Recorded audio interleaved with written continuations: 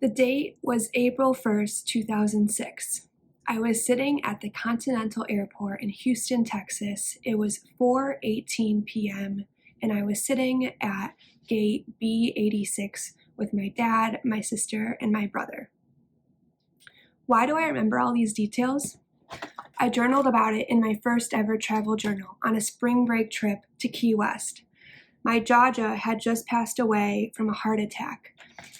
I vividly remember the emotions of confusion, sadness, and sorrow that I felt during this day.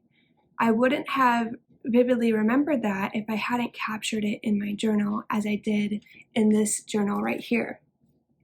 This was the first travel journal I ever had.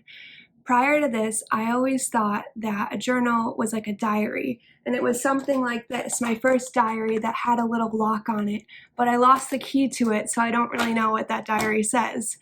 And I had always seen a diary as something to store my secrets in that I didn't want to share to anyone else.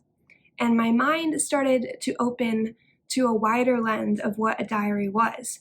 And this was when I read Anne Frank's diary.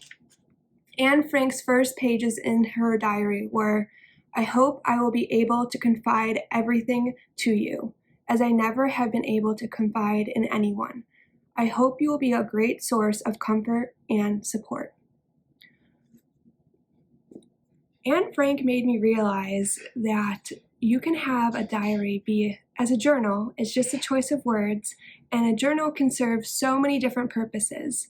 I started out journaling growing up from when I was 10 years old on that trip to Key West, and I started keeping travel journals. I have them here today still. This is my travel journal from Amsterdam.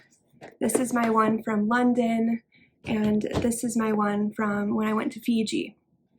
These travel journals have great memories from my life that I can refer to, and they captured the memories of my adventures so greatly that I really thank my past self today, because I know if I want to reference something, the memory can come straight back to me, and it's a lot more powerful source of information than it would be just a picture, because I can write down what I was thinking, what I was feeling, and so many more details.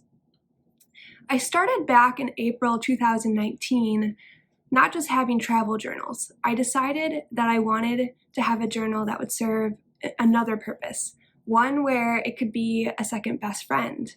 Little did I know this journaling habit that I started would transform my identity to being a writer that I am today. See, here are all the journals I have written in from April 2019 to today, every morning and every night. At the time, I was unemployed. I didn't know what my routine was. I started in the morning writing about what I was grateful for, what I loved about myself, what would make today a great day. And I realized I could become a more productive person by partnering with my journal. And I ended up at night every night writing what I learned that day that made that day a great day. In these simple lines of bullets, it can be as little as a sentence or a few pages like Julia Cameron recommends of writing 750 words a day. Or it can be whatever you want to make of it. It can be a word journal like I've had where I put my favorite words down, a decision journal to write through rationally why you're making a decision, or it could be a travel journal. You can do whatever you want. I just really think that journaling is something that can transform and help you in your life and create a second best friend. So I've explained to you why journaling has been so meaningful to me, and I hope that you will take away some lessons that I've learned so far.